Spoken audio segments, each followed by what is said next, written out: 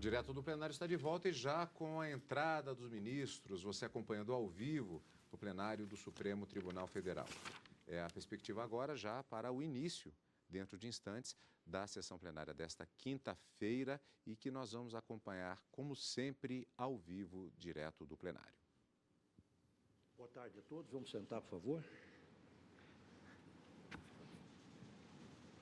Declaro aberta esta sessão jurisdicional do dia 9 de outubro de 2014, quinta-feira. Antes de iniciar, informo a todos que estão presentes neste plenário os alunos das seguintes instituições de ensino: Faculdade de Ciências e Tecnologia de Unai, Minas Gerais, e Universidade Luterana do Brasil, UBRA, Torres, Rio Grande do Sul. Sejam todos muito bem-vindos. Eu peço à senhora secretária que leia a ata da sessão anterior. Ata da 28ª sessão ordinária realizada em 8 de outubro de 2014. Presidência do senhor ministro Ricardo Lewandowski, presentes à sessão os senhores ministros Celso de Mello, Marco Aurélio, Gilmar Mendes, Luiz Fux, Rosa Weber, Teori Zavascki e Roberto Barroso.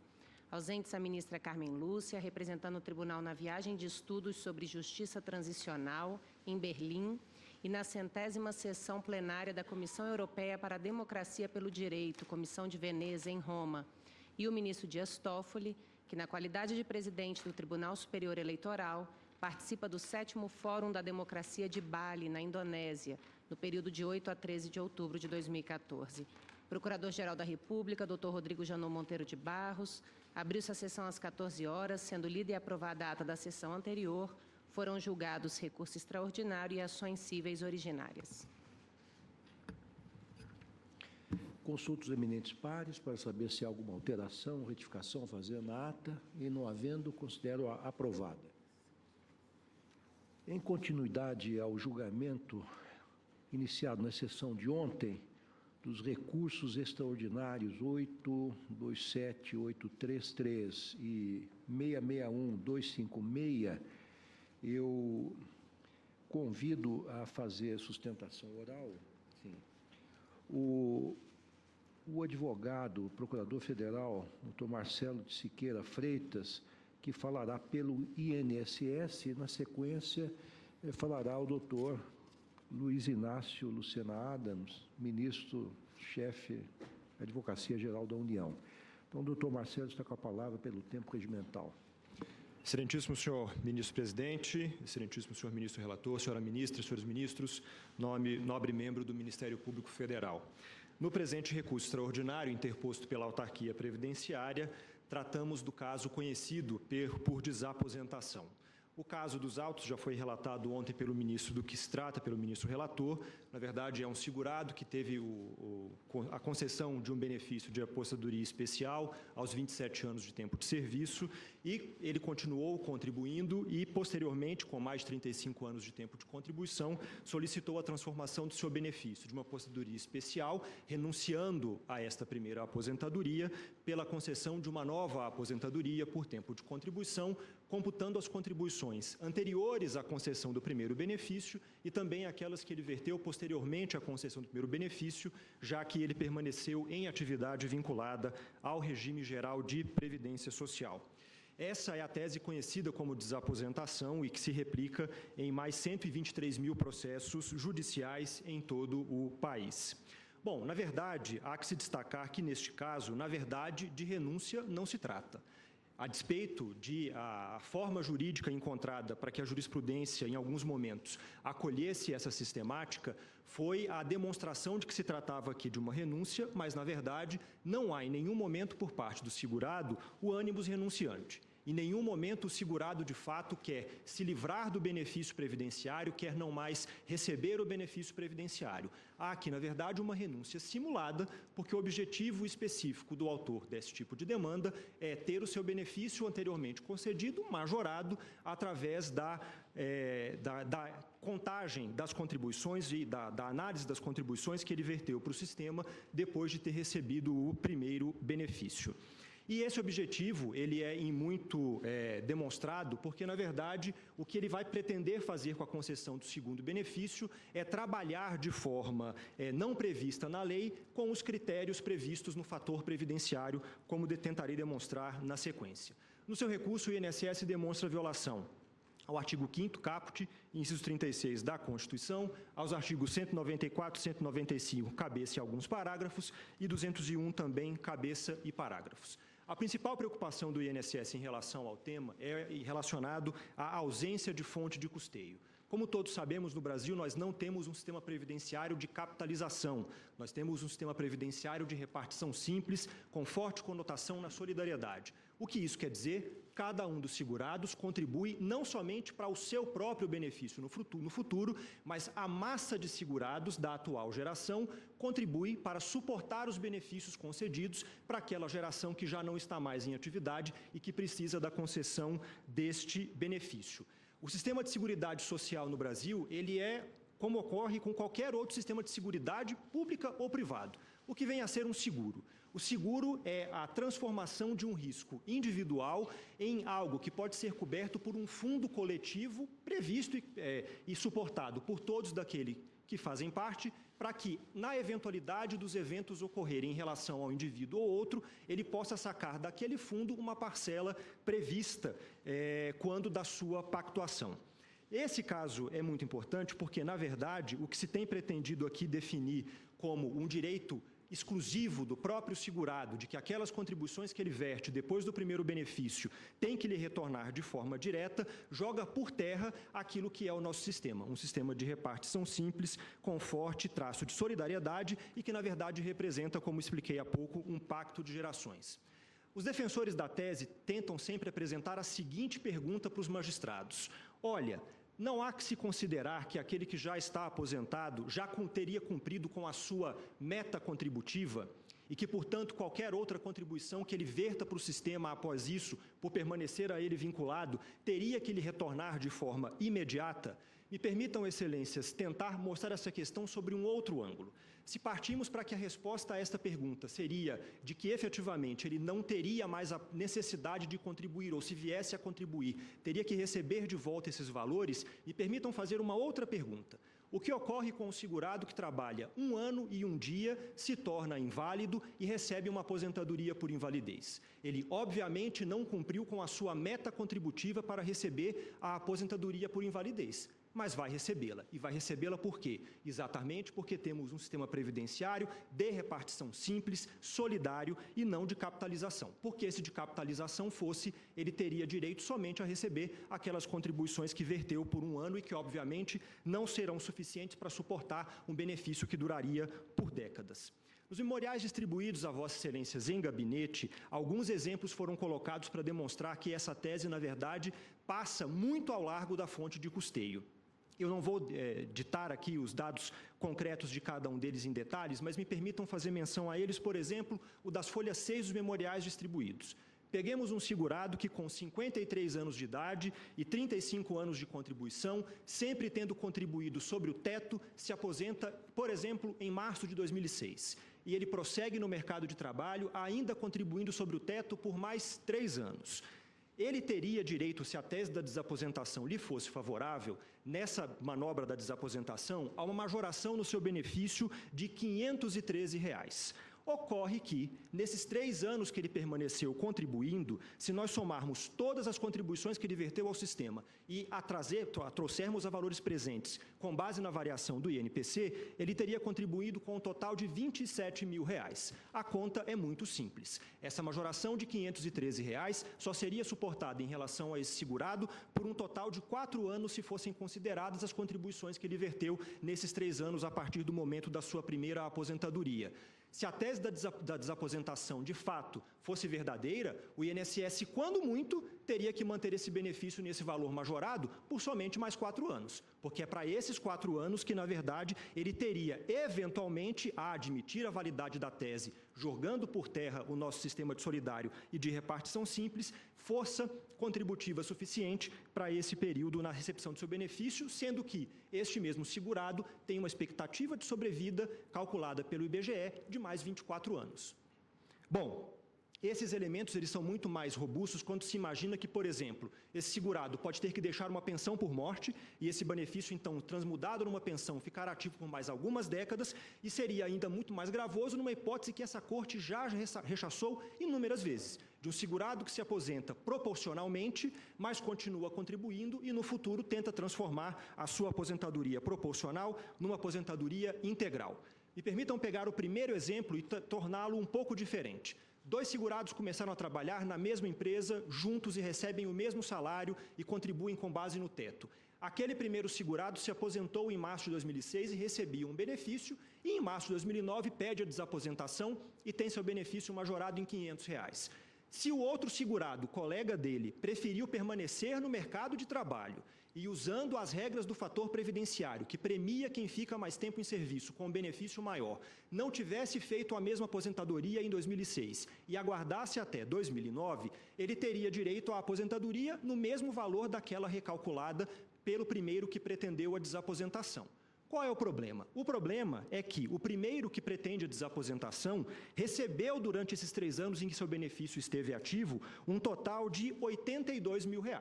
Então, ele recebeu o salário, o mesmo que o seu colega recebeu, ele recebeu da Previdência Social mais R$ 82 mil em benefícios previdenciários, contribuiu nesse período com R$ 27 mil, assim como o seu colega que não estava aposentado, e agora pretende ter um benefício de mesmo valor recalculado através da figura da desaposentação, o que demonstra a quebra de isonomia em relação a essa tentativa de revisão de benefício. Imaginem agora um outro caso. O fator previdenciário, ele leva em conta significativamente o fator idade do segurado no momento da aposentadoria. O que aconteceria se esse mesmo segurado que se aposentou em 2006 não contribuísse pelos 3 anos seguintes? Mas no terceiro ano, 36 meses depois, ele contribuísse com base em um salário mínimo por somente uma competência. Este segurado contribuiria com exatos R$ 93. E o seu benefício, se a desaposentação for permitida, seria majorado em R$ 174 e permaneceria ativo por mais, pelo menos, em tese, 24 anos. Daí vem o impacto que a Previdência calcula e que já fez constar no anexo de riscos fiscais da União, considerados 500 mil aposentados que ainda vertem contribuições para o sistema porque permanecem no mercado de trabalho, calculado em 2011 em 50 bilhões de reais e que hoje alcançaria, em valores atualizados, quase 70 bilhões de reais. Excelências, toda essa discussão começou a partir da Lei 9.032, quando ela vem alterar essa sistemática de recolhimento dessas contribuições. Bom, ao longo do tempo, o pecúlio foi extinto, e o pecúlio, na verdade, era um benefício que deveria mesmo ter sido extinto porque era anômalo a um sistema de repartição simples. O pecúlio só tem sentido em um sistema de capitalização, mas a contribuição daqueles segurados que permanecem no sistema foi reinstituída a partir desta lei. Só que esta lei deixou muito claro, já na sua exposição de motivos, por que é que, ainda que não houvesse mais o pecúlio, manteria a lógica da contribuição do segurado já aposentado que permanece ou volta ao sistema.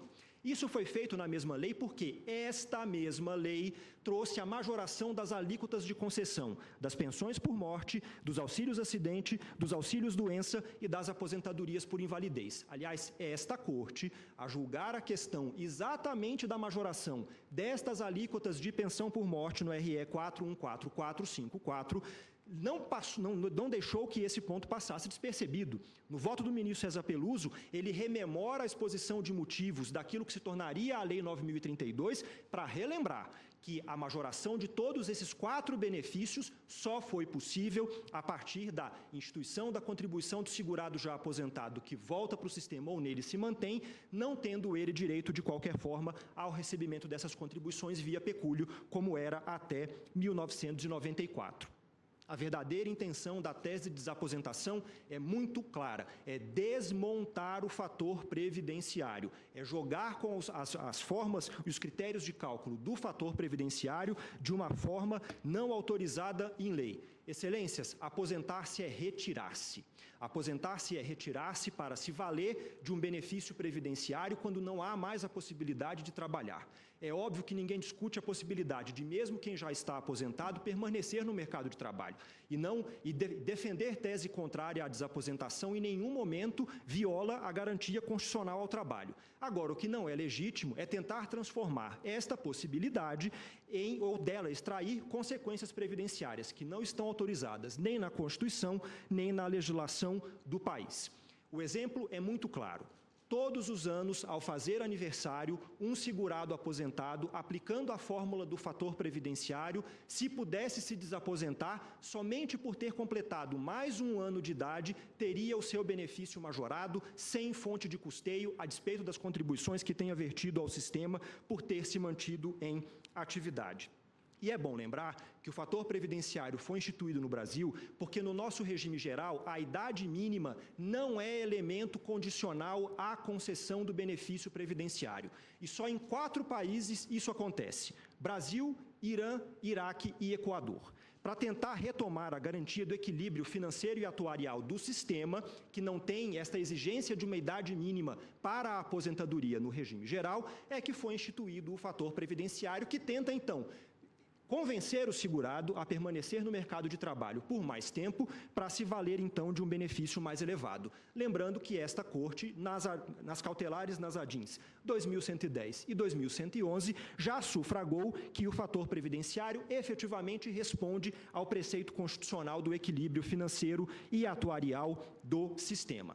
Com o fim do fator previdenciário, todos os segurados se aposentariam assim que adquirissem os requisitos de tempo de contribuição, a cada aniversário pediriam uma desaposentação, ou seja, todos os anos tentariam se desaposentar e, ao final, ao adquirirem o direito para a concessão de uma aposentadoria por idade, fariam uma derradeira desaposentação, para transformar a sua aposentadoria de tempo de contribuição em aposentadoria por idade. Por quê? Porque na aposentadoria por idade a aplicação do fator previdenciário é facultativa. E o nosso país teria uma distorção gravíssima. Todas as aposentadorias por tempo de contribuição seriam benefícios meramente transitórios, revisáveis anualmente, para ao final serem convolados em aposentadorias por idade. Os tribunais inferiores que têm adotado a tese têm se equivocado por 2 motivos. Primeiro, não se trata aqui de renúncia. Se fosse efetivamente uma renúncia, o segurado deveria restituir à Seguridade Social todos os valores que recebeu durante o primeiro benefício, para aí sim, retornando-se ao status quo ante e em respeito ao artigo 5º 36 do ato jurídico perfeito, eventualmente pleitear aquilo que entendesse cabível. Não é isso que querem os segurados. Ou, eventualmente, aplicar no fator previdenciário os elementos vigentes à época da concessão do primeiro benefício, em especial a idade e a expectativa de sobrevida.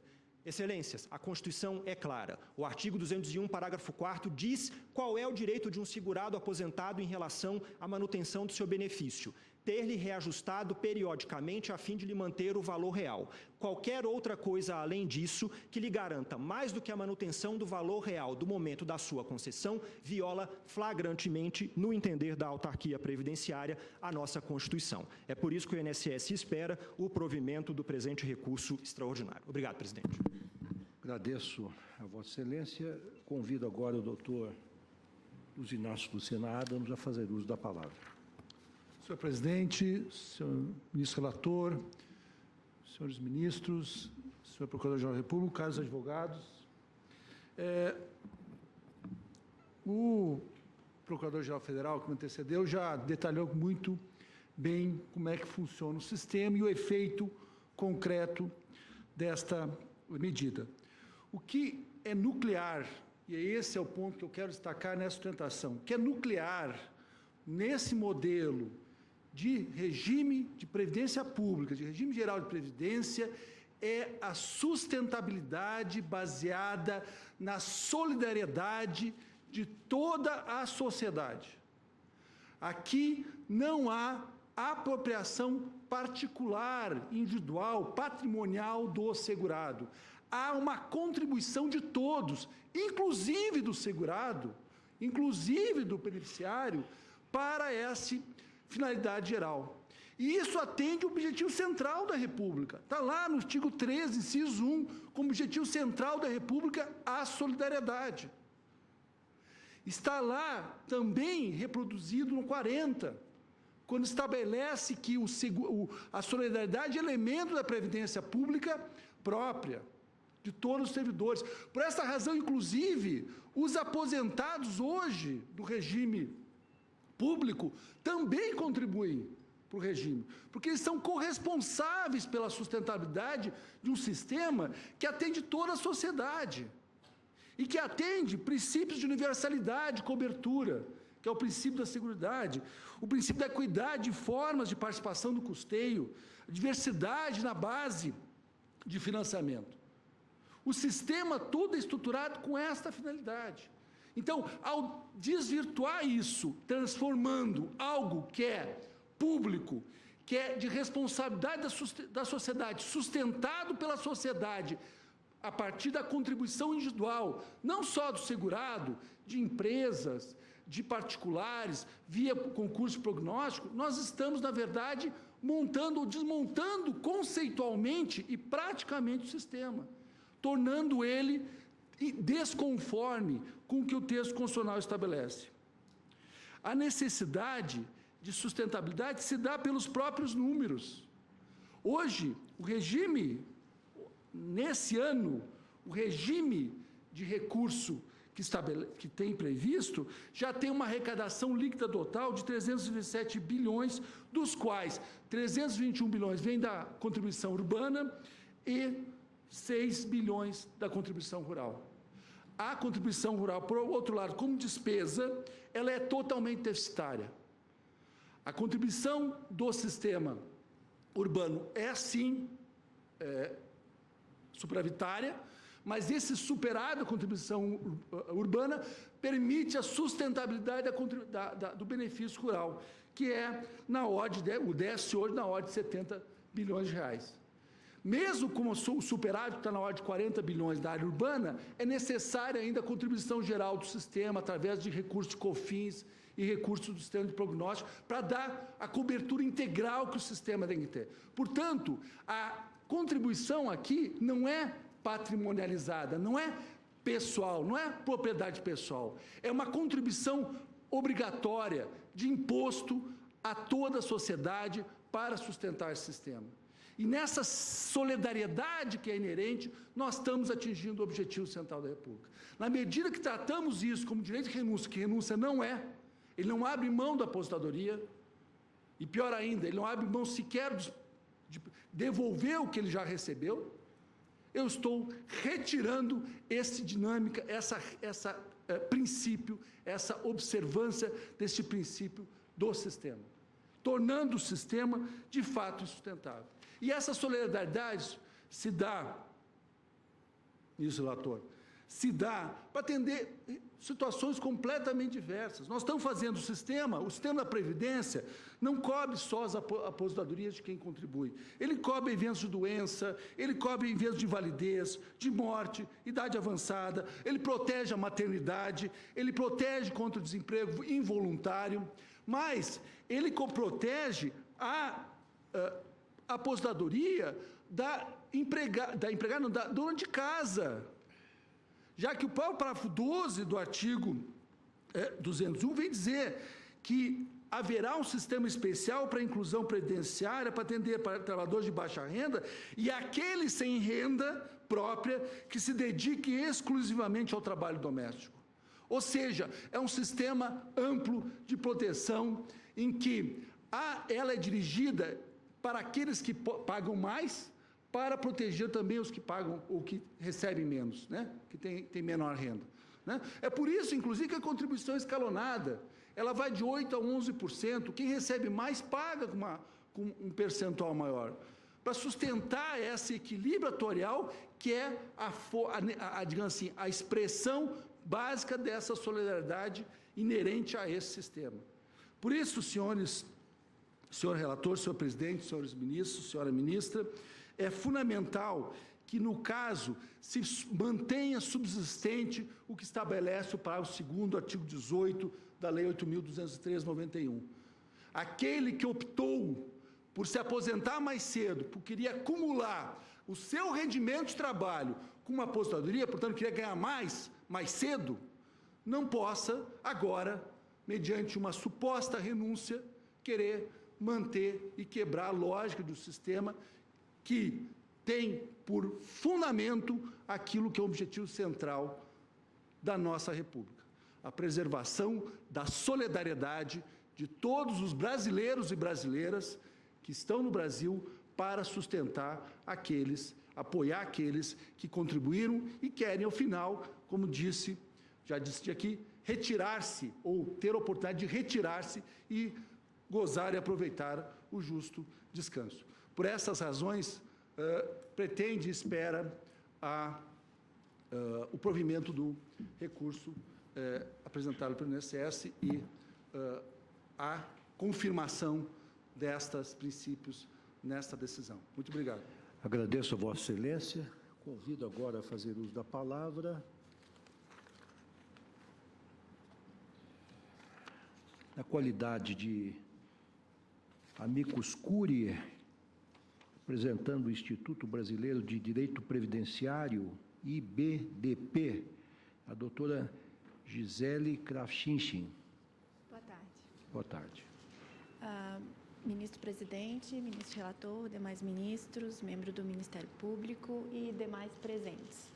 Eu falo em nome do Instituto Brasileiro de Direito Previdenciário, admitido nessa ação como amicus curiae, e trago aqui alguns apontamentos que consideramos importantes na discussão desse tema. A primeira é um esclarecimento que a desaposentação é sim uma troca de benefícios e não a revisão de um benefício mantendo-se o primeiro. Existe aí, sem dúvida, o Instituto da Renúncia. Renúncia essa a um direito adquirido para o exercício de outro direito adquirido, ambos protegidos constitucionalmente e legalmente no na nossa normativa brasileira. Além disso, a renúncia que se quer na desaposentação, em muitas ações, não é seguida imediatamente do novo benefício. Pode ser seguida, por exemplo, de uma emissão de certidão de tempo de contribuição para que se leve esse tempo a um outro regime, como o regime próprio, que também é público. E diversas ações dessas que aguardam julgamento também dizem respeito à emissão de certidão de tempo de contribuição e transporte desse tempo a um outro regime público. Alguns pontos destacados da discussão na troca desses benefícios sem dúvida, primeiro, que a aposentadoria é um direito adquirido, e o direito do aposentado continuar trabalhando já foi garantido, inclusive, por essa máxima corte. Não há discussão com relação a esse direito da continuidade do exercício de trabalho. Também não há, na Carta Magna, nenhuma vedação à renúncia do benefício e à troca desse benefício, pelo contrário. A Lei 8.213, no seu artigo 18, que é um dos pontos combatidos na segunda ação que está em julgamento, ela fala apenas que não se dá ao aposentado a possibilidade de acumular prestações enquanto receber aquele benefício e limita esse acúmulo de prestações ao salário maternidade ou salário família. Não diz que o segurado não pode renunciar ao benefício que está recebendo e, eventualmente, mais tarde, trocar por um outro. Diz apenas que, no momento em que ele recebe um benefício, ele limita e não pode acumular aos outros, por exemplo, um auxílio-doença junto com a aposentadoria. Já a única regra que limita, assim, a renúncia ao benefício é o Decreto 3.048 de 99, que diz que que o benefício é considerado irrenunciável e retratável pelo INSS. Nesse ponto, cabe-nos destacar o artigo 5º, inciso 2º da Constituição, que diz que ninguém é obrigado a fazer ou deixar de fazer algo, senão em virtude de lei.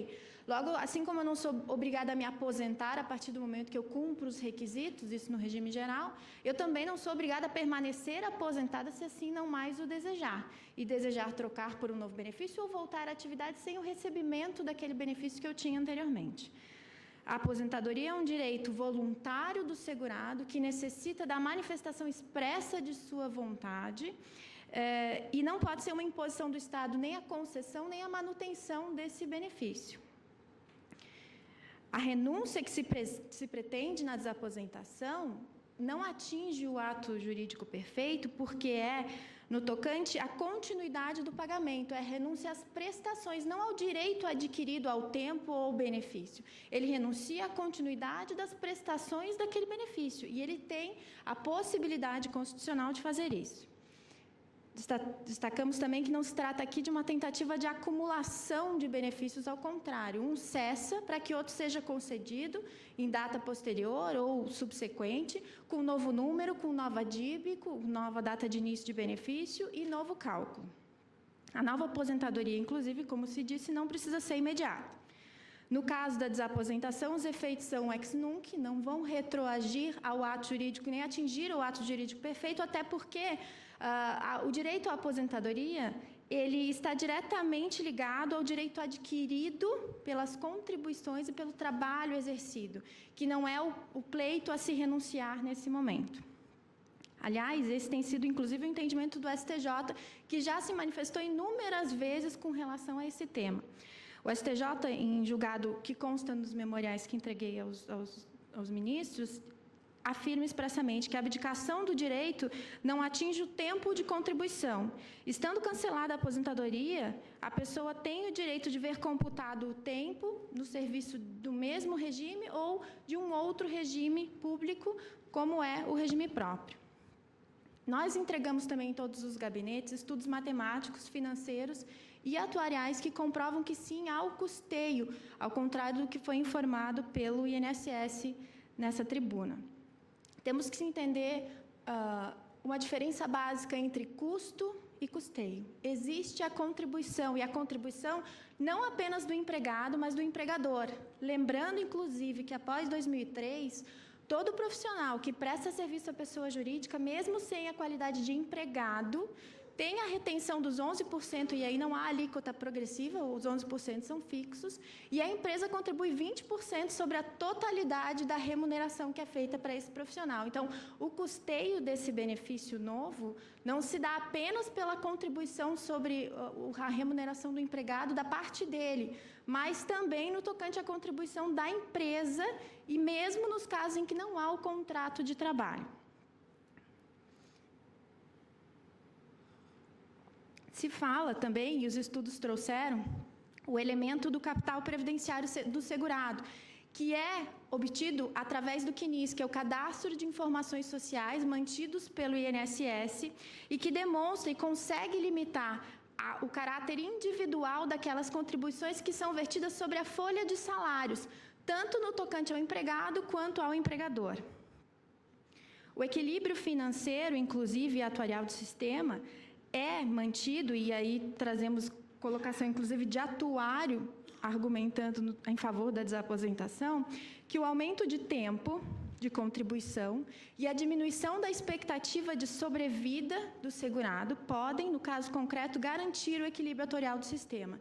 Inclusive, um dos estudos trazidos com o âmbito mais atuarial e de previdência, inclusive internacional, demonstra que o segurado que continua a trabalhar costuma ter uma diminuição da expectativa de sobrevida individual de 2 anos para cada ano a mais trabalhado. Então, na verdade, a expectativa de sobrevida argumentada pelo INSS é uma tabela genérica, apurada para todo o Brasil, inclusive com mistura de sexos. Não é individualizado o masculino e o feminino dessa tabela de expectativa de sobrevida. Agora, se analisarmos critérios atuariais, vamos observar que, assim, para aquele indivíduo, atuarialmente, não apenas monetário e financeiramente, há possibilidade de que as contribuições vão sim custear o novo benefício. Vale lembrar ainda que as contribuições sociais são tributos de cunho finalístico, que se diferem dos impostos e, portanto, têm sim uma destinação específica determinada pela Constituição Federal. Ainda mais as contribuições que são incididas na folha de salários ou na remuneração. E daí eu gostaria de ler para Vossas Excelências o parágrafo 11 do artigo 201, que diz que os ganhos habituais do empregado a qualquer título serão incorporados ao salário para efeito de contribuição previdenciária e consequente repercussão em benefícios. Portanto, a Constituição sim determinou que a contribuição que incida sobre o salário do trabalhador deve ter reflexo em benefício. O princípio da solidariedade, que foi levantado para a tentativa de negativa da desaposentação, está previsto no artigo 191. e que fala do financiamento por toda a sociedade do benefício e do sistema de seguridade, mas é no tocante também à base diversificada da Seguridade Social e não diretamente refletida nessa contribuição incidente sobre as folhas de salário, que essa sim tem determinação específica pelo artigo 201, parágrafo 11, que deve sim ser vertida em benefício e em salário em contraprestação para o segurado. Diversos julgados, inclusive do STF e do STJ, entendem em matéria tributária que a contribuição previdenciária sem repercussão em benefício viola o conteúdo finalístico deste, permitindo a repetibilidade dos valores, e é outra discussão que pode se seguir caso a desaposentação seja negada, que se não há o respeito ao parágrafo 11 do artigo 201 da contraprestação àquela contribuição sobre a folha, que isso não poderia haver contribuição para o aposentado e se discutir, então, a restituição desses valores, e não só pelo empregado, mas também pelas empresas que estão vertendo contribuição dos aposentados que continuam na atividade. Entendemos que é possível o Instituto da Desaposentação, portanto, pelos elementos já apresentados, mas, quanto à devolução dos valores mencionados pelos representantes do INSS e da União, entendemos que não é exigível a devolução das verbas do segurado, caso renuncie ao benefício, para que possa reutilizar o tempo de contribuição, posto que o benefício foi recebido de boa-fé, o benefício era devido. Caso o segurado não entendesse pela renúncia, o benefício deveria ser mantido, então não há que se discutir a validade e o direito ao benefício que foi pago. Ademais, em casos em que o servidor ou o segurado tenha recebido indevidamente valor, essa corte tem entendido que, salvo uma fé, não há necessidade de devolução.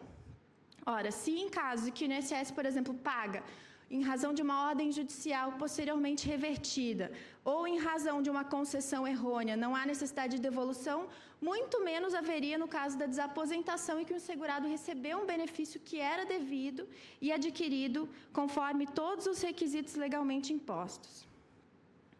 Cabe lembrar ainda que o direito que aqui se pleiteia já existe em diversos outros países, Portugal, Espanha, Estados Unidos e Canadá.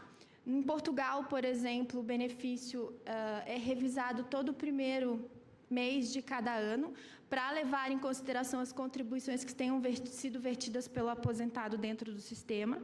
E a matéria também já foi julgada pelo Superior Tribunal de Justiça em recurso repetitivo, em que ficou determinado que é possível a desaposentação, o cancelamento do benefício com a concessão de um novo, sem a necessidade de devolução dos valores. Portanto, o Instituto Brasileiro de Direito Previdenciário renova os requerimentos que fez em sua petição de habilitação de amicus curiae, para que seja julgado improcedente o recurso extraordinário 661-256, declarando-se que a desaposentação é possível no direito previdenciário brasileiro, bem como que a dispensa da devolução dos valores recebidos a título do benefício que se quer cancelar.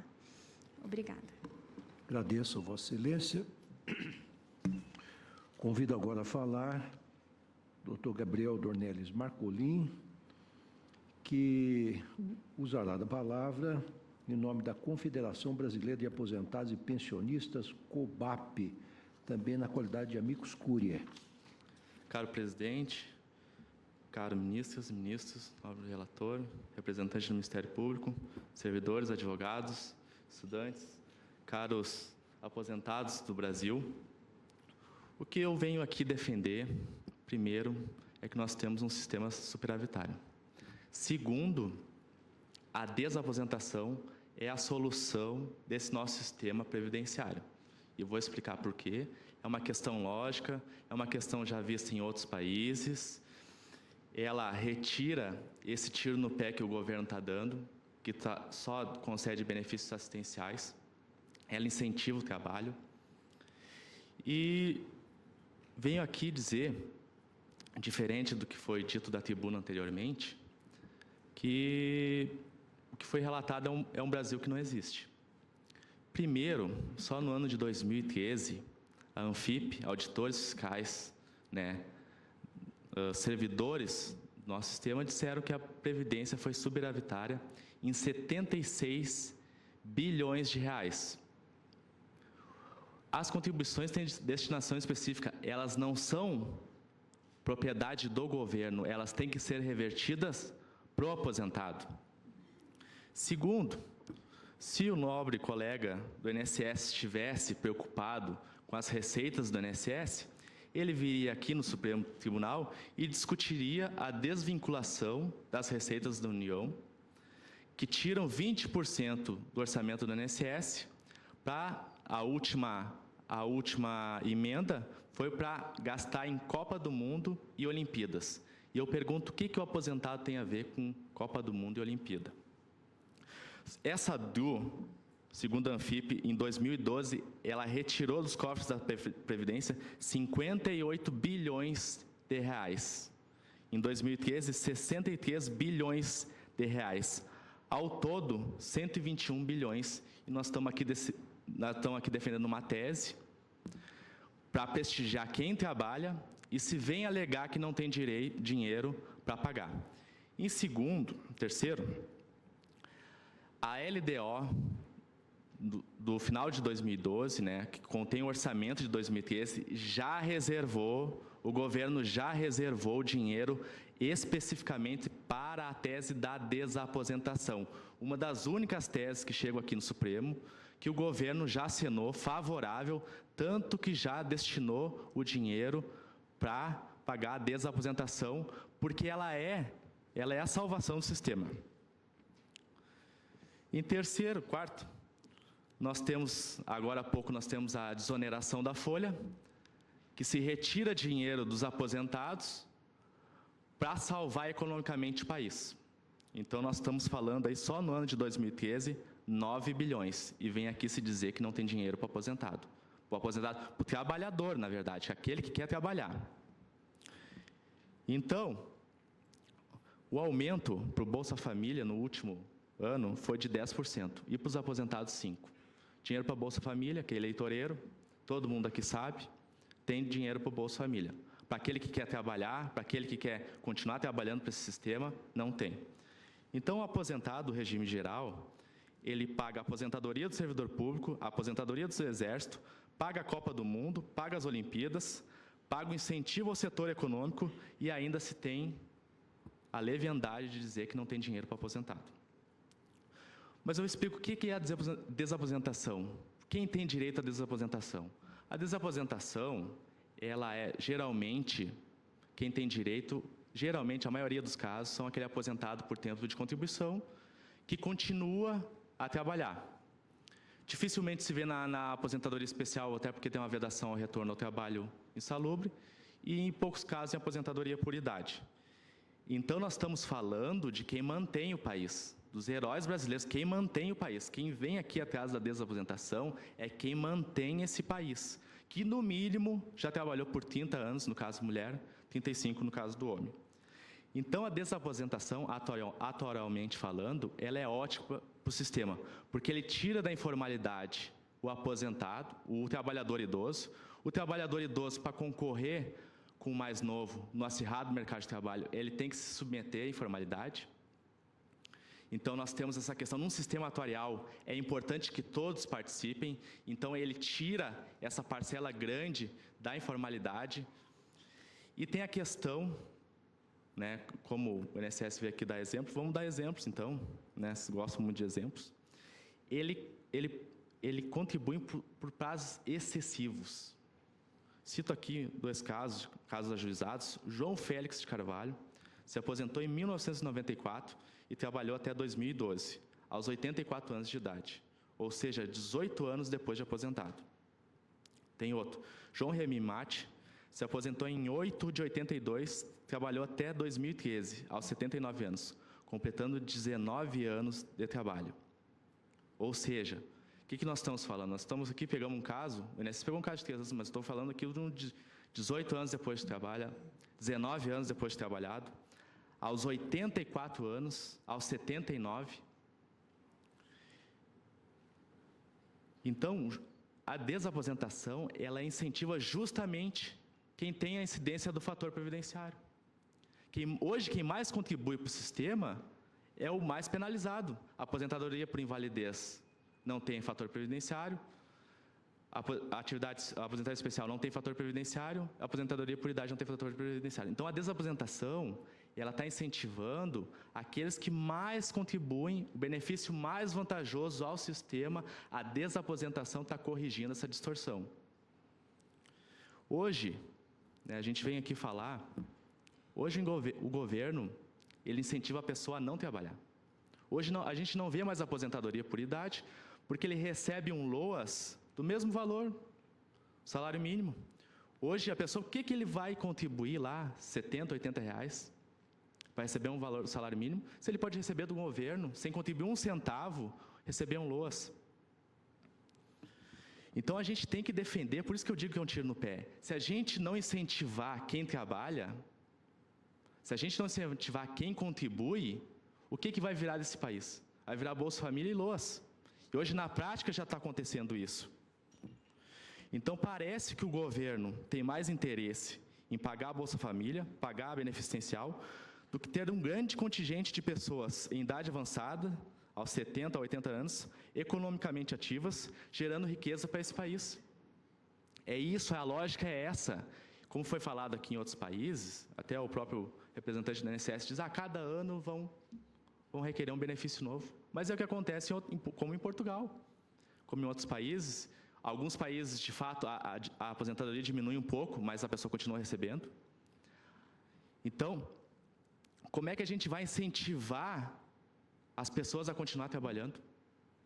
Ministra, a pessoa está aposentada e continua trabalhando, sofre um acidente de trabalho, está lá inválido numa cama, o governo vai dizer assim, bater nas costas dele, pois era para o senhor ter ficado aqui em casa, o senhor não vai ter acréscimo nenhum, o senhor não vai ter direito a 25% para uma pessoa para ter assistência. Que país é esse? Como é que vai se sustentar? É esse país que vai... Como é que as pessoas vão ter interesse em continuar trabalhando? Hoje o Brasil é um país que não sabe envelhecer, ou se está no mercado de trabalho, ou se está fora da sociedade. Então, as pessoas têm interesse em contribuir. As pessoas têm... Como é que eu não vou? Eu vou chegar, então, quem está numa idade avançada, a doença chega para todos, numa idade avançada, o que eu vou fazer, eu como trabalhador? Eu vou tentar me aposentar por invalidez. O governo incentiva isso. Ao invés de aposentar por tempo de contribuição, a pessoa continuar trabalhando até os 70, 80. Eu tenho um caso que a pessoa teve uma desaposentação, 70 e poucos anos, revisou o benefício 3 meses depois morreu. O que ela aproveitou? Nada. Só contribuiu para esse sistema. Então, esse sistema vem dizer que não tem dinheiro para o trabalhador. Como não tem dinheiro? Tem dinheiro para a Bolsa Família, não tem dinheiro para o LOAS. Então, não tem dinheiro para o aposentado por tempo de contribuição. Esse que mais contribui, esse que gera lucro para o sistema. A única pessoa que gera lucro para o sistema é a aposentadoria por tempo de contribuição. Essa pessoa que trabalha aí 40, 50 anos ininterruptos. Então, é isso. Então, na jurisprudência, nós temos todos os tribunais dando. O STJ tem recurso repetitivo. Então, todo o judiciário brasileiro hoje é favorável. É lógico, é uma questão que, já vista em outros países, tem que se incentivar o trabalho sob pena de a gente só pagar benefício assistencial, Bolsa Família. Isso é lógica. A pessoa está correndo o risco, sai de casa para trabalhar, a pessoa não precisa se retirar, como foi falado aqui.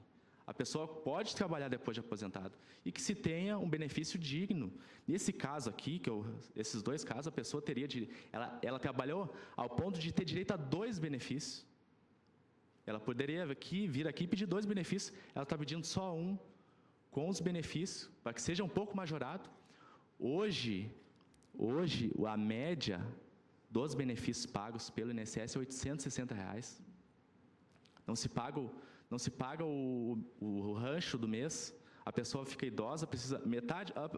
As pessoas vêm dizer, olha, eu gasto com comida e a outra metade em remédio, e me falta dinheiro. Mas o que vai dar com R$ 800? Hoje o governo, ele achata os benefícios. Então, a desaposentação, ela corrige no mínimo 2 coisas. Uma que é o fator previdenciário.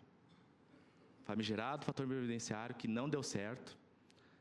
Não deu certo. A pessoa, quanto mais trabalha, o benefício pode ser menor. Ela reduz aí em 40%, 50% o valor da aposentadoria. Todo mundo fala em retirar. E outra, ela alivia a questão do achatamento do benefício previdenciário. Então, a pessoa vai se sacrificar. Essa pessoa que quer ter um benefício melhor, ela se sacrifica. Ela fica longos anos, ela poderia estar em casa, ela está sacrificando, poderia estar com a família. Ela está sacrificando para ter um benefício digno. Então, lá adiante, ela vai ter um benefício melhor, já sem esse achatamento, sem esse fator. O próprio índice de correção do salário de contribuição não acompanha a inflação. Agora já está, o período base de cálculo já está em 1994. Corrigido para hoje, a pessoa de 2 salários vira 1,7. Mais o fator dá 1. Hoje, se a pessoa contribuir com 2 salários, R$ 1.400, ela recebe sempre um salário. Então, a desaposentação, ela corrige essa questão do achatamento, porque a pessoa vai sofrer os efeitos do achatamento com pouco tempo de sobrevida. Então, é isso, caros ministros, né? Pedimos que seja analisado o trabalhador brasileiro, ele seja analisado com o devido respeito. Aqui a gente está falando de gente que contribui no mínimo 35, a gente contribui 40, 45, 50 anos. Quem de fato mantém esse país, o dinheiro já existe, o dinheiro já está orçado na LDO, já está orçado no orçamento de 2013, a jurisprudência é toda favorável nos nossos tribunais brasileiros. Muito obrigado. Agradeço a Vossa Excelência e devolvo a palavra ao eminente relator.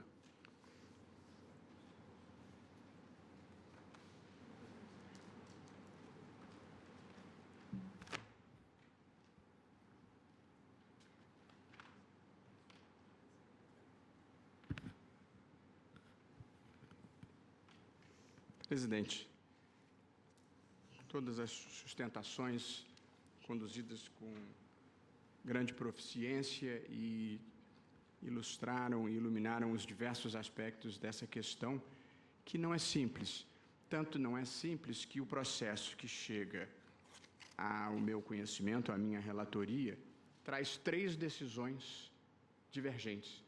A decisão de primeiro grau entendeu que é vedada a desaposentação.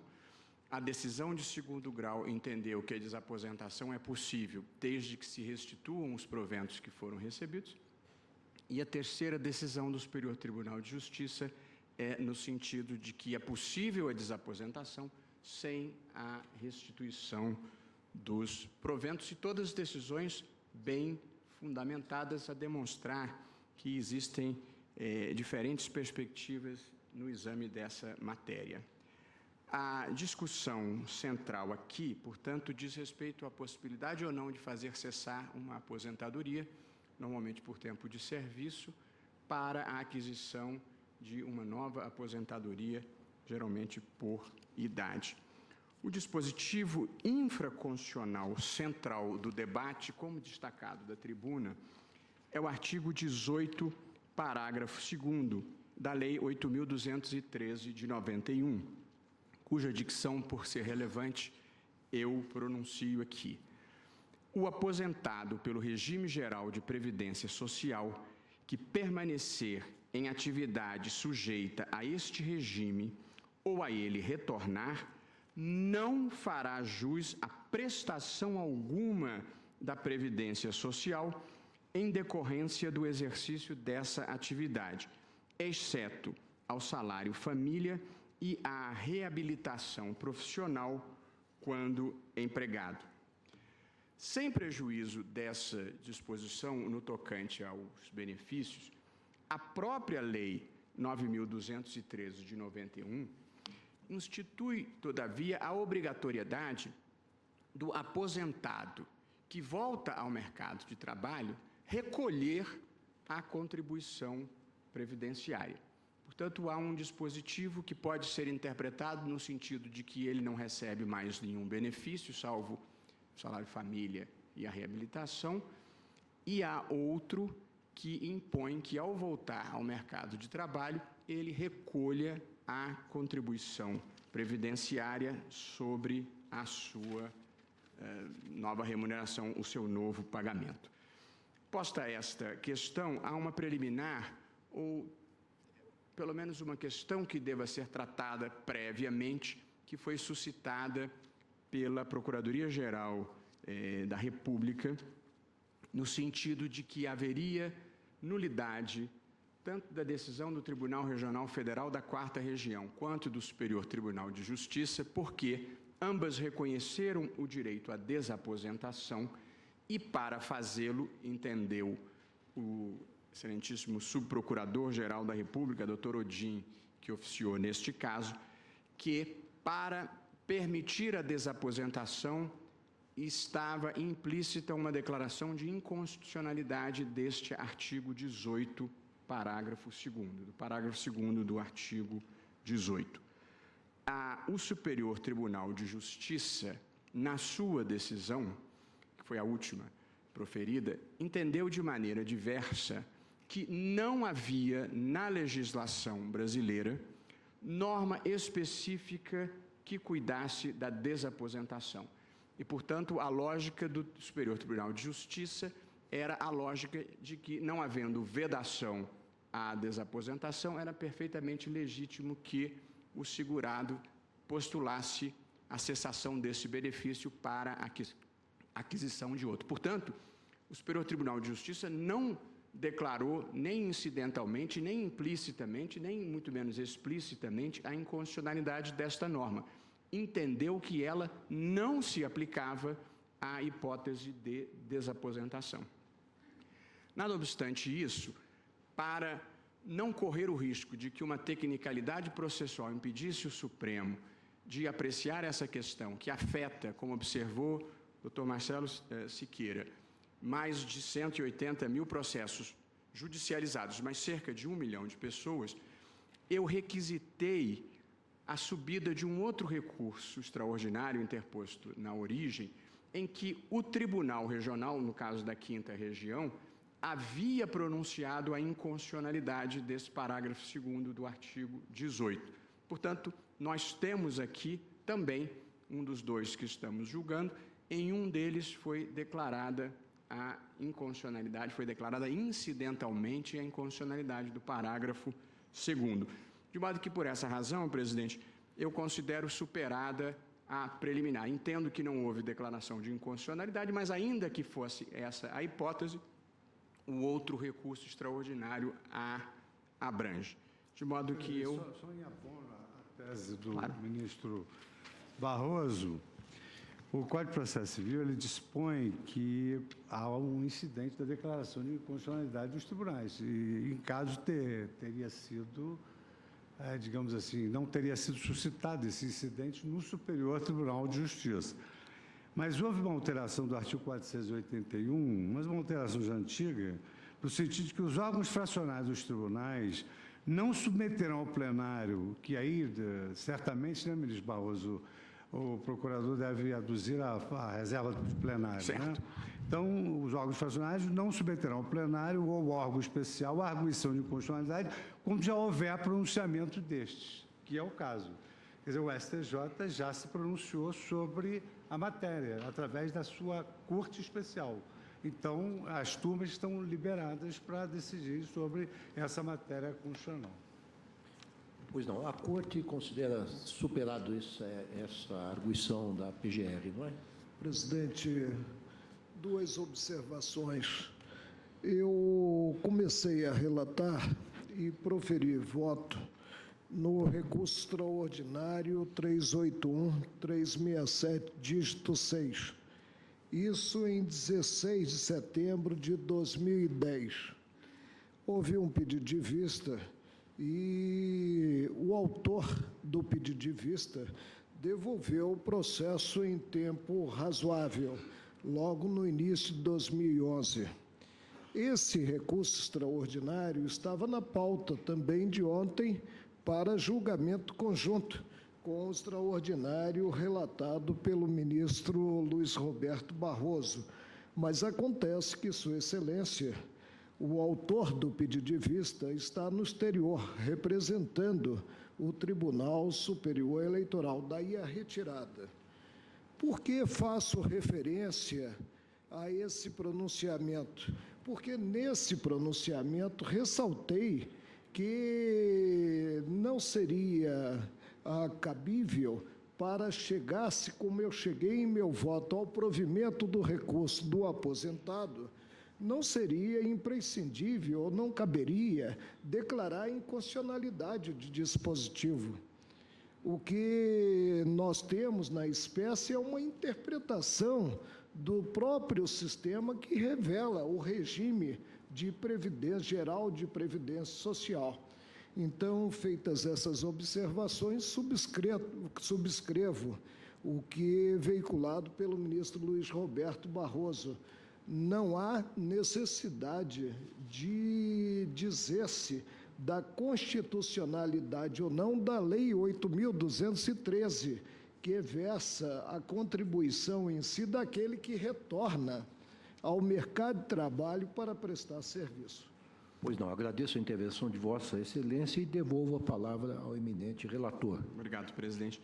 Portanto, presidente, eu sigo para um capítulo seguinte, em que elaboro muito brevemente os fundamentos constitucionais do regime geral de previdência social, porque acho que esses fundamentos é que vão fornecer os elementos para a solução do caso concreto. A Constituição Federal institui para o regime geral da Previdência Social um duplo fundamento. Ele é um sistema, a um tempo, contributivo e fundado no princípio da solidariedade.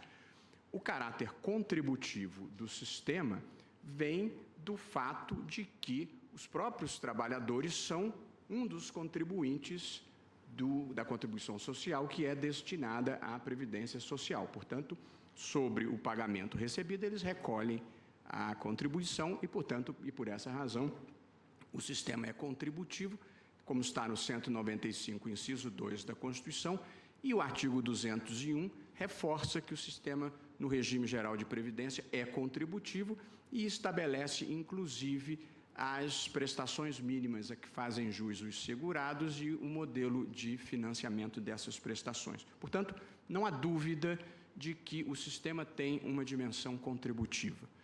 De parte isso, o sistema tem também uma dimensão fundada na solidariedade.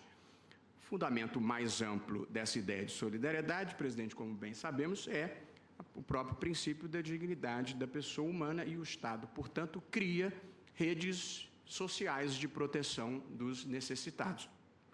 O fundamento mais específico da solidariedade é que o sistema é, em parte, financiado por quem não é diretamente beneficiário. Portanto, as empresas participam desse financiamento, o próprio orçamento público pode ter aportes para o orçamento da Previdência e, portanto, não há nenhuma dúvida de que toda a sociedade, em alguma medida, participa do custeio da Previdência. Portanto, o sistema é contributivo e o sistema é solidário. Porque assim não há, em rigor, uma comutatividade estrita entre a contribuição que é entregue e o benefício que é recebido, como bem destacado da tribuna. O sistema brasileiro não é um sistema de capitalização, é um sistema de repartição simples. Portanto, não existe esta relação de comutatividade estrita entre contribuição e benefício. Mais do que isso, há diversas hipóteses, presidente, como inclusive exemplificado da tribuna, em que é possível identificar uma clara, embora aparente, injustiça comutativa nas duas direções. Por exemplo, e esse foi o exemplo utilizado pelo advogado do INSS, e é o que eu trago aqui também, é possível que o segurado contribua durante toda a vida sem que para ele reverta qualquer tipo de benefício. Por exemplo, se ele falecer antes da aposentadoria e não tiver deixado nenhum pensionista, ele terá contribuído toda a vida sem nenhum proveito. E, reversamente, alguém que esteja há semanas ou poucos meses no sistema, se aposentar por invalidez, irá se beneficiar do sistema, tendo contribuído muito pouco. De modo que o próprio sistema admite hipóteses do que eu chamei aqui de injustiça comutativa. Portanto, dentro dessas duas balizas, solidariedade e caráter contributivo, o legislador ordinário tem amplo poder de conformação normativa do sistema previdenciário. Embora ele tenha amplo poder de conformação normativa, esse poder não é um poder absoluto, como num Estado democrático nenhum poder é absoluto. E este poder do legislador encontra pelo menos dois limites que eu gostaria de destacar.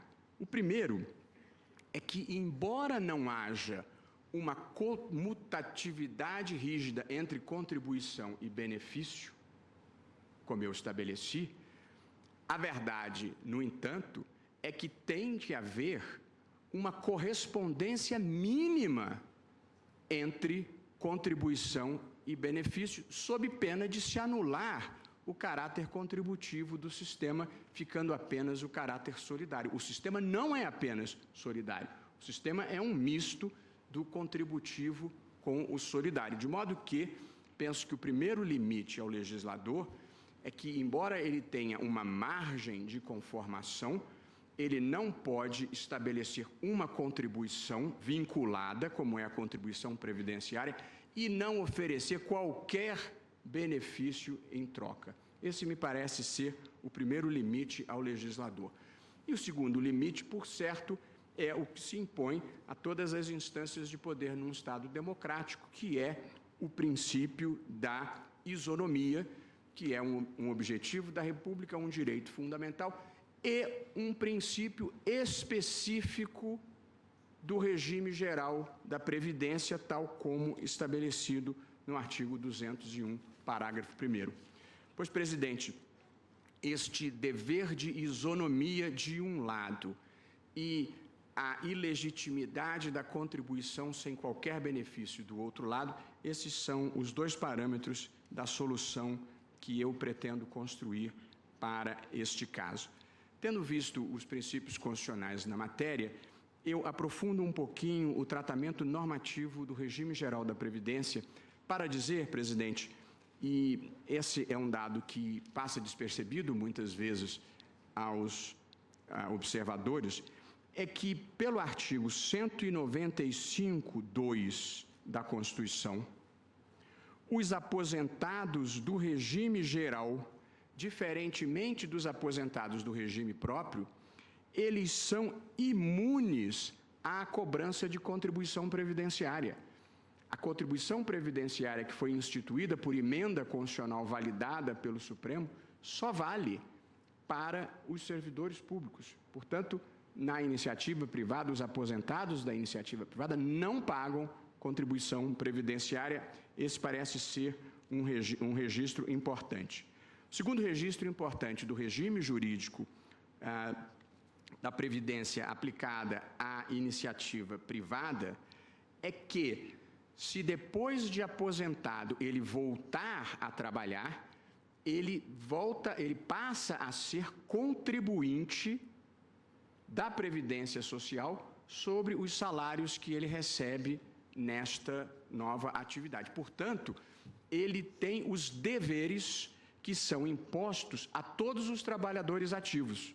Portanto, um trabalhador que se aposente e volte a trabalhar, ele contribui em igualdade de condições com todos os demais trabalhadores ativos que nunca se aposentaram. Portanto, eles têm os mesmos deveres dos trabalhadores em atividade. Esta simetria, no entanto, não se repete no tocante aos seus direitos, na interpretação que se pretende dar ao artigo 18, parágrafo 2º da Lei 9.213 de 91. Porque o artigo 18, parágrafo 2º, diz que quem volta à atividade vai receber apenas salário família e reabilitação profissional. Nessa visão, quer dizer, nessa interpretação do artigo 18, parágrafo 2º, os aposentados que voltam à atividade contribuem em igualdade de condições com todos os trabalhadores, mas não têm nenhum benefício em troca desta contribuição que presta. Faço aqui um breve parênteses, porque me parece uma observação relevante. O tratamento do tema nem sempre foi assim. Até 1995, o trabalhador que se aposentasse e voltasse à atividade, ele recolhia uma contribuição previdenciária. Essa contribuição previdenciária formava um pecúlio, o denominado pé na cova. Pé na cova. E este pecúlio, quando ele completasse os 65 anos, ou a idade para se aposentar, era restituído a ele integralmente e corrigido pela caderneta de poupança. Portanto, este era o regime. O dinheiro era devolvido. A partir de 1995, este sistema terminou e, portanto, não é mais um sistema de pecúlio com a restituição. Modificado o sistema, a lei simplesmente, a meu ver, não cuidou dessa questão da desaposentação. É importante registrar, eu penso, presidente, para que se tenha um quadro completo do que nós vamos decidir, que este pecúlio foi extinto em razão do debate que já se instalara sobre o déficit da Previdência. Eu não vou entrar aqui na discussão se existe ou não existe, ou qual a maneira de contabilizar se existe o déficit ou não, mas certamente esta é uma área em que não está sobrando dinheiro. Pois quando o pecúlio foi suprimido, a vida continuou e apresentaram-se no Congresso Nacional diversos projetos, inclusive prevendo a possibilidade de desaposentação. E eu acho importante destacar isso, porque a matéria foi ao Congresso Nacional, foi apresentado um projeto de lei 2687 de 2007, de autoria do deputado federal Kleber Verde, que disciplinava a desaposentação, e a proposta foi arquivada na Câmara dos Deputados por decisão da Comissão de Finanças e Tributação, com base no voto do relator, então designado deputado Zeca Dirceu, que em sua manifestação destacou uma estimativa elaborada pelo Ministério da Previdência Social, segundo a qual a admissibilidade da desaposentação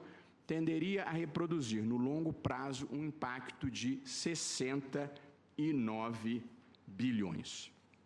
Portanto, esta é uma breve visão geral e eu retomo a narrativa para dizer que, a meu ver, viola o sistema constitucional contributivo e solidário impor-se ao trabalhador que volta à atividade apenas o dever de contribuir, sem poder aspirar nenhum tipo de benefício em troca, sendo bem certo que os dois benefícios excepcionados pelo parágrafo 2º do artigo 18, que são salário família e auxílio reabilitação, não são aplicáveis às pessoas que estão aposentadas, ou apenas por exceção o sujeito está constituindo família às vésperas da aposentadoria. Portanto, são benefícios, na verdade, quando não inexistentes, muito raramente desfrutáveis pelos trabalhadores. Portanto, presidente, eu considero que a vedação da desaposentação, que, a meu ver, não consta expressamente de nenhuma norma legal e, se constasse, seria problemático, a vedação pura e simples da desaposentação produziria um resultado, a meu ver, incompatível com a Constituição, que é obrigar um trabalhador a contribuir sem ter nenhuma perspectiva de benefício posterior. Portanto, eu me alinho ao entendimento de que o parágrafo 2º do artigo 18, ao vedar a concessão de benefícios adicionais no âmbito da relação previdenciária, salvo esses dois a que me referi, não significa a impossibilidade de renúncia ao vínculo original com a aquisição de um novo vínculo. Portanto, presidente, esta é a minha primeira tese. Eu tenho duas teses no meu voto. A primeira tese é a desaposentação é possível porque ela não está vedada em lei. Penso que a lei não tratou dessa matéria e, paralelamente a isso, considero inaceitável do ponto de vista constitucional impor-se uma contribuição previdenciária, que é uma contribuição vinculada, sem que o contribuinte tenha qualquer tipo de benefício em troca dessa contribuição. Passo agora, presidente, à minha segunda tese, que é a necessidade de que sejam levados em conta os proventos já recebidos pelo segurado. O Superior Tribunal de Justiça entendeu, presidente, prezados ministros, que a desaposentação era possível sem a necessidade da restituição dos proventos, ressalvada a posição, à época, do ministro Herman Benjamin. E o fundamento da decisão do Superior Tribunal de Justiça, que foi a mesma sustentada da tribuna, é que os proventos eram válidos e haviam sido recebidos de boa fé, o que eu penso que é fora de dúvida. Os proventos, de fato, eram válidos e foram recebidos de boa fé. A questão, todavia, a meu ver, não se coloca em termos de validade ou não do recebimento desses proventos, e sim tem a ver com a necessidade de que a fórmula atuarial que se aplica aos segurados seja uma fórmula universalizável, uma fórmula que produza o mesmo resultado para todos os que se encontrem em igual situação dentro do sistema. Portanto, presidente, e aqui me parece importante esta observação, da mesma forma que o poder público não pode, a meu ver, aplicando a Constituição pela metade, criar uma categoria de contribuintes destituídos dos direitos que aos outros são reconhecidos. Portanto, a ideia de que criou uma contribuição que se aplica a eles, mas eles não têm os benefícios dos outros, também não pode outorgar um regime mais vantajoso àqueles que, por circunstâncias diversas, venham a optar pela desaposentação. É isso o que ocorreria caso o segundo vínculo pudesse ser estabelecido com desprezo aos valores já recebidos do sistema previdenciário. Portanto, esta é a minha segunda tese, com que eu tenho o eixo sobre o qual vou propor a minha solução. É possível a desaposentação, não é possível deixar de levar em conta os proventos que foram recebidos. A solução que me parece adequada para o problema, ela deve levar, portanto, em conta, as contribuições que foram pagas após a aposentadoria e, 2, os proventos que já haviam sido recebidos por força do primeiro vínculo. E aí agora passo a construir a solução, descartando duas que não me parecem fazer a justiça adequada na matéria. A primeira solução corresponde à decisão do Tribunal Regional Federal da 4ª Região, que permitia a desaposentação, mas mandava devolver o dinheiro. Na prática, isto significa dar com uma mão e tirar com a outra, e eu faço uma conta aqui no pé de página. Eu não estou lendo o meu voto, presidente, que é um voto longo, eu distribuí a todos os colegas e estou procurando fazer um resumo oral.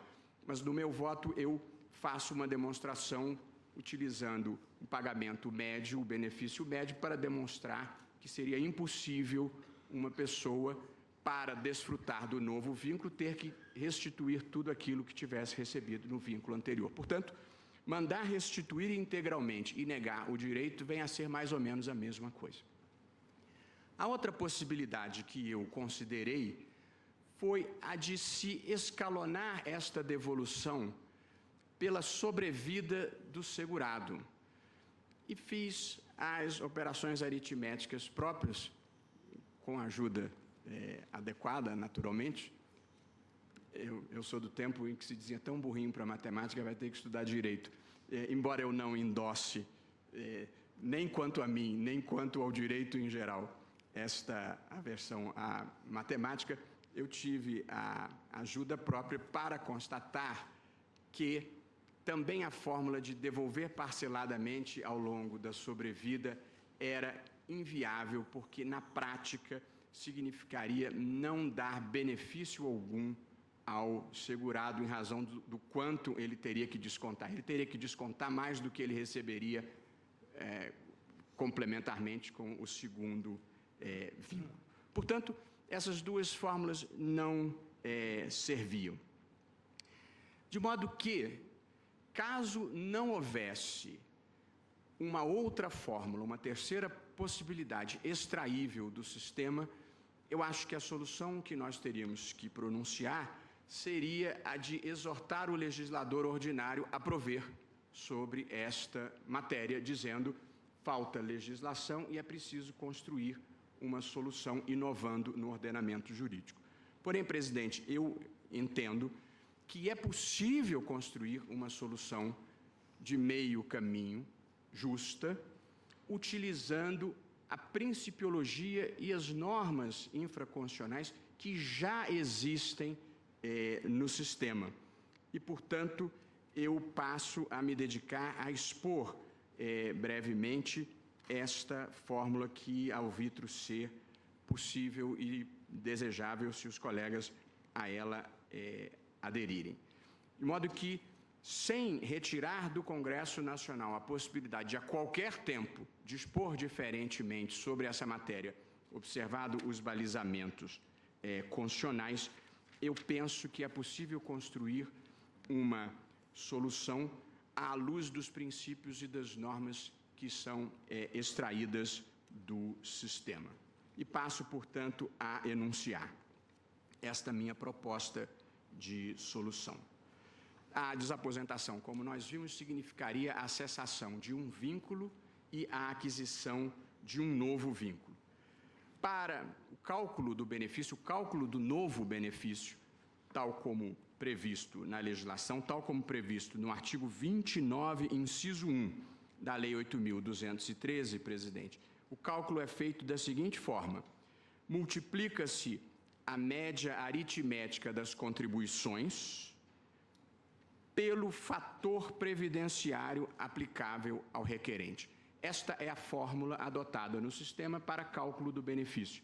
Verificam-se as contribuições elegíveis, como chama a lei, que foram aportadas pelo segurado, e multiplicam-se essas contribuições, ou multiplica-se o valor dessas contribuições pelo fator previdenciário. O fator previdenciário inclui 4 elementos, 4 variáveis: tempo de contribuição, alíquota de contribuição, idade e expectativa de vida. Essas, portanto, as 4 variáveis consideradas no fator previdenciário. Pois bem, no tocante às variáveis tempo de contribuição e valor da contribuição, deve-se naturalmente computar todo o período, isto é, tanto a fase anterior ao primeiro vínculo como a fase posterior ao primeiro vínculo. Apenas para organizar as ideias, eu autorizo a desaposentação e agora estou procurando enunciar as regras dentro das quais essa nova aposentadoria, o novo vínculo, vai ser figurado. Nós sabemos que multiplicam-se as contribuições pelo fator previdenciário. O fator previdenciário leva em conta esses 4 elementos. Então, digo eu, os elementos tempo de contribuição e valor da contribuição, evidentemente, devem ser computados no novo vínculo, sem sombra de dúvida, porque, efetivamente, este segurado contribuiu antes de se aposentar e continuou a contribuir depois que se aposentou.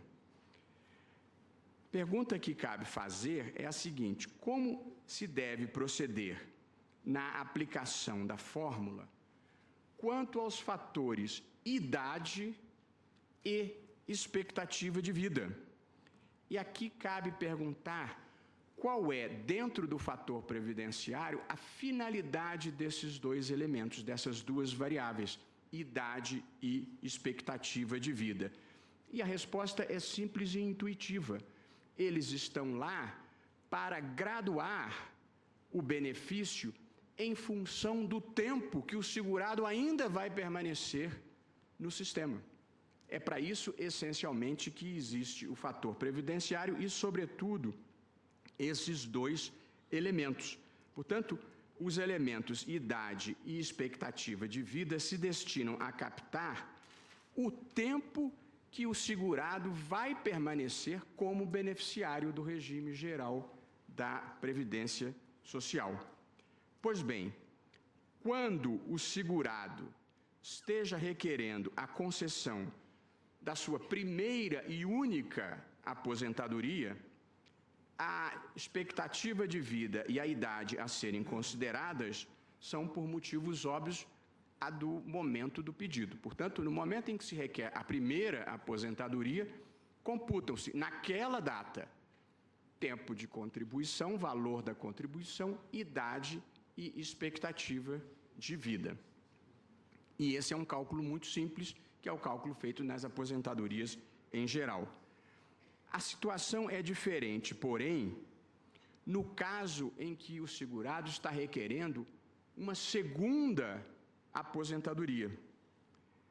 A menos que estas pessoas estejam dispostas a devolver o que já receberam a título de proventos, eu acho que seria ilegítimo ignorar a verdadeira data em que elas se tornaram beneficiárias do sistema. Foi a partir desse marco que elas passaram a produzir um custo para a Previdência. À luz dessas considerações, a conclusão objetiva é a seguinte: no cálculo de uma nova aposentadoria, de quem tenha se desaposentado, a idade e a expectativa de vida a serem consideradas são aquelas referentes ao momento em que o primeiro vínculo foi estabelecido, sob pena de burla ao sistema. A aplicação da fórmula ora descrita faz com que o segundo benefício resultante da desaposentação seja intermediário em relação às duas situações extremas. Quais duas situações extremas? Proibir a desaposentação ou permitir a desaposentação sem restituir qualquer parcela dos proventos.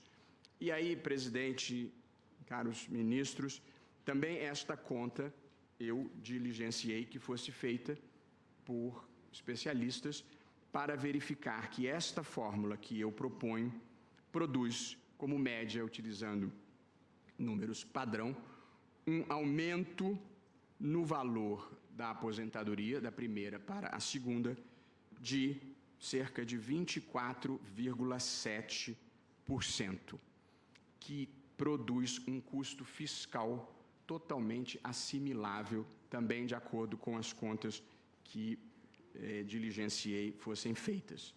Vale dizer, assumindo que o valor da contribuição seja o mesmo, o aumento no tempo da contribuição fará com que a segunda aposentadoria seja mais elevada que a primeira. Será inferior, contudo, àquela que seria percebida por outro indivíduo que, com a mesma base contributiva, obtenha um primeiro e definitivo vínculo. Ou seja, presidente, eu estou deixando claro que quem está se aposentando pela segunda vez, já tendo desfrutado dos benefícios do sistema por certo período, não vai se aposentar pela segunda vez em condições rigorosamente iguais daquelas de quem está se aposentando pela primeira vez e nunca foi beneficiário do sistema. Explicito eu. A razão da diferença é objetiva. Um deles vem recebendo valores a determinado número de anos, ao passo que o outro passará agora à condição de beneficiário. E não há legitimidade constitucional, a meu ver, em se equipararem as duas situações, porque um vinha se beneficiando e já sacou do sistema e o outro não, e tratá-los com igualdade seria tratar com igualdade a desiguais. Em rigor, não há aqui inovação legislativa, mas tão somente interpretação do regime vigente à luz dos seus fundamentos constitucionais. O que se fez foi dar aos elementos idade e expectativa de vida o destaque que a hipótese exige, tendo em vista o papel que desempenham esses componentes, idade e expectativa de vida, na graduação dos benefícios dentro de um sistema contributivo solidário. Presidente, apenas para orientar Vossa Excelência, eu imagino ter mais uns 10 minutos para concluir o meu voto. Devo prosseguir? Tem a palavra para terminar o voto. Okay. Depois faremos um intervalo com a anuência dos pares. Ok. A solução aqui alvitrada é a que se afigura justa para com o segurado, porque ele não contribui em vão, mas também não se locupleta do sistema, e também, além de ser justa para o segurado, é apta a preservar o equilíbrio atuarial do sistema. Esta é uma solução, presidente, que nada tem a ver com razões de Estado e que nada tem a ver com o consequencialismo no sentido negativo que foi objeto de um debate recente entre mim e o ministro Luiz Fux. Na verdade, há uma forma ruim de interpretar as normas no consequencialismo negativo, é que as pessoas, às vezes, com medo do horror econômico, praticam o horror jurídico. Não é disso que se trata. Eu estou produzindo a solução que considero justa para o contribuinte e que preserva o equilíbrio atuarial do sistema com um impacto fiscal suportável. O princípio da solidariedade, com todas as vênias e o respeito devido e merecido à posição da Fazenda e do INSS, não é uma mera expressão retórica apta a autorizar que os inativos sejam chamados a contribuir em igualdade de condições com os ativos, sem contrapartidas associadas a essa tributação específica.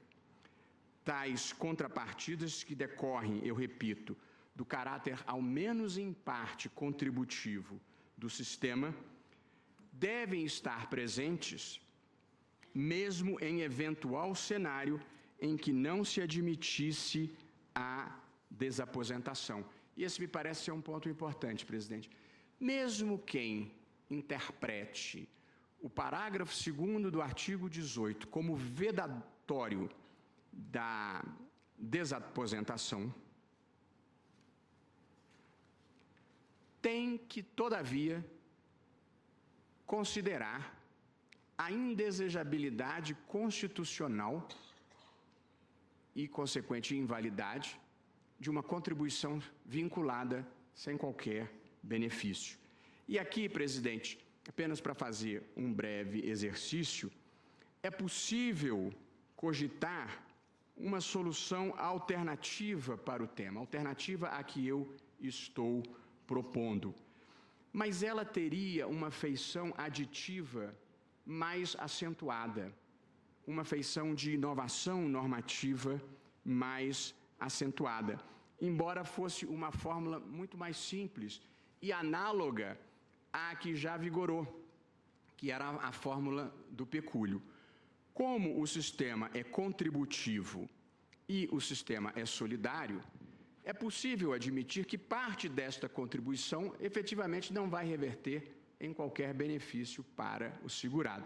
De modo que uma fórmula alternativa e mais barata do ponto de vista fiscal seria mandar o INSS restituir ao contribuinte metade do valor arrecadado, sob o fundamento de que esta metade que não está sendo devolvida corresponde à fração solidária do sistema. Me pareceu, no entanto, que esta fórmula seria mais adequadamente desenvolvida pelo legislador e não decorrente de imposição judicial. Portanto, embora seja uma fórmula aparentemente simples e que também produziria um caminho do meio, eu acho que ela envolve um excesso, talvez, de inovação normativa. Ao passo que a fórmula anterior que eu proponho, eu estou usando as categorias que já existem no sistema. E aqui, presidente, nós chegamos ao ponto que considero crucial da minha decisão.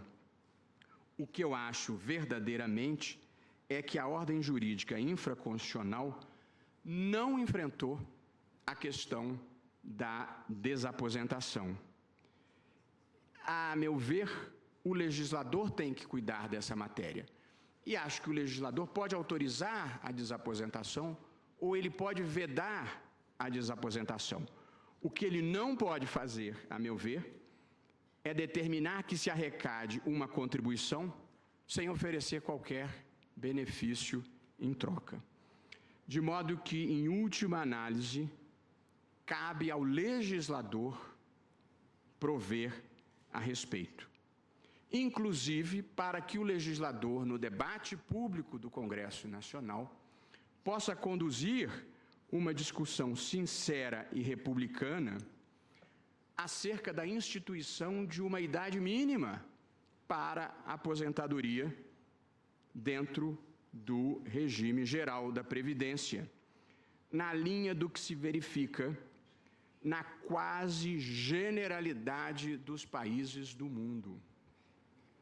E, portanto, não adianta nós fecharmos os olhos à realidade da Seguridade Social e das crescentes demandas que ela tem de atender, porque adiarem-se determinadas soluções cria um ônus intergeracional. Tudo o que nós razoavelmente pudermos fazer agora para dar solvabilidade ao sistema e não fizermos, estará gerando uma conta que vai ser paga pelos nossos filhos e pelos nossos netos. Portanto, é boa hora de, ao se cuidar legislativamente dessa matéria, deflagrar-se a discussão para o estabelecimento de uma idade mínima para a aposentadoria, que, geralmente gravitando na faixa de 65 anos, vige na maior parte dos países do mundo. Ou, cogitando-se de uma outra fórmula, que afigura-se socialmente mais justa, que é não exatamente a da idade mínima, mas a da soma da idade mínima com o tempo de contribuição. Porque há pessoas que entram no mercado de trabalho aos 15 anos e há pessoas que entram no mercado de trabalho aos 25 anos. Se a regra fosse 65 anos para todos, criar-se-ia uma injustiça, de modo que há a alternativa de somarem-se o tempo de contribuição com a idade, e a fórmula que se tem alvitrado é 95 para homens e 85 para mulheres. Não 95 anos, ministro Fux, é somando a idade com o tempo de contribuição. Mas o que eu queria dizer é que é a falta dessa regulação quanto à idade mínima que cria essas figuras anômalas que existem no direito brasileiro hoje, como são o fator previdenciário e a desaposentação. porque se houvesse uma idade mínima ou esta ideia da soma da idade com a contribuição, não seria necessária esta alternativa.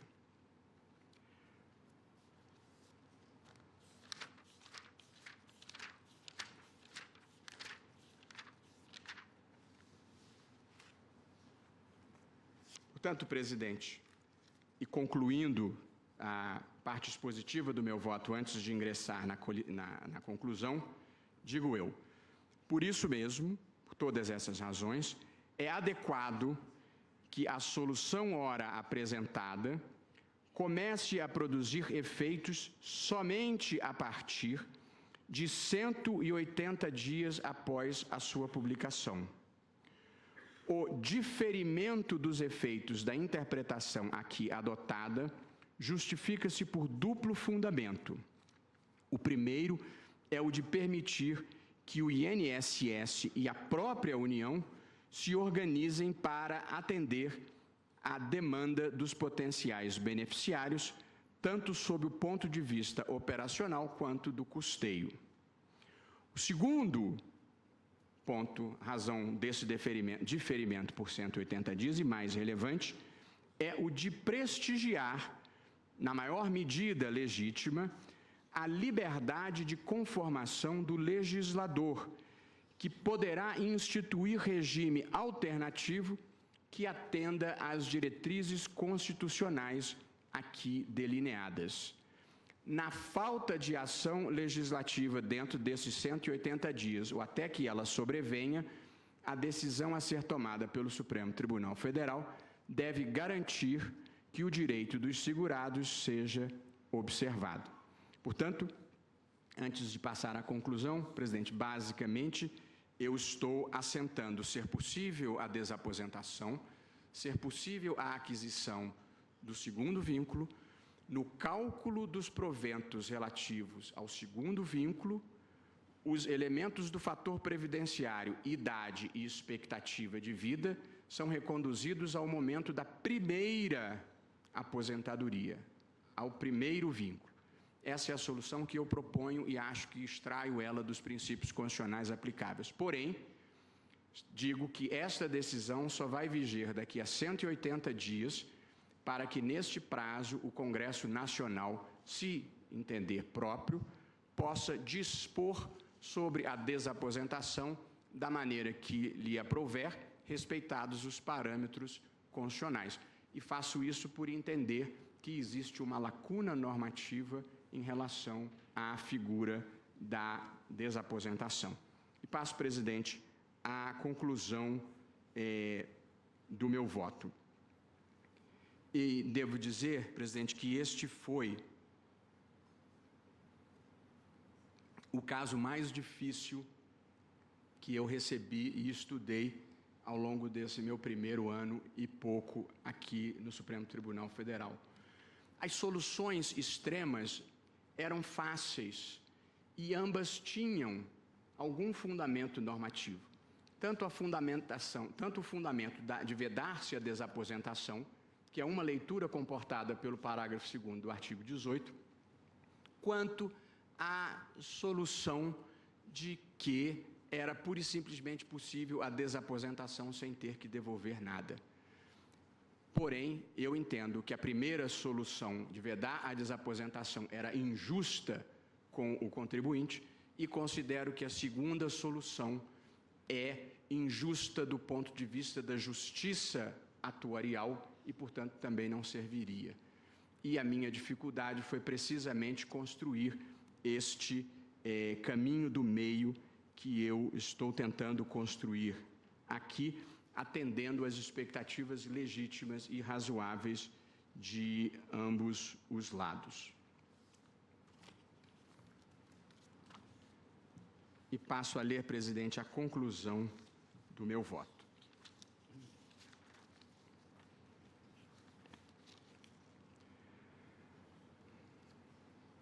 O presente voto, que se fez inevitavelmente longo, mas menos do que poderia ter sido, procurou lidar com um conjunto de valores e mandamentos constitucionais bem como com variáveis atuariais, de modo a produzir uma solução de equilíbrio entre os direitos dos segurados e os interesses fiscais legítimos.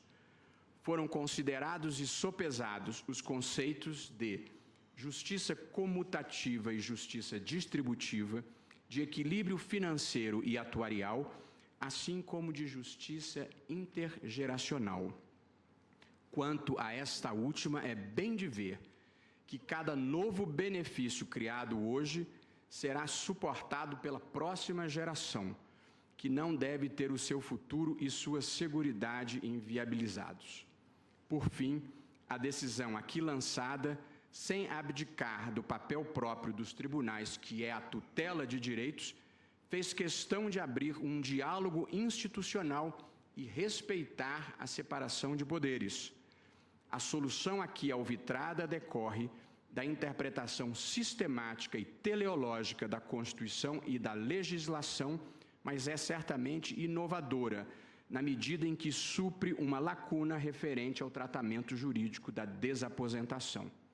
Nessa linha, fixou-se um prazo de 180 dias para o início de sua aplicação, facultando-se ao Legislativo e ao Executivo prover acerca da matéria, sanando a lacuna de maneira diversa, se assim entenderem.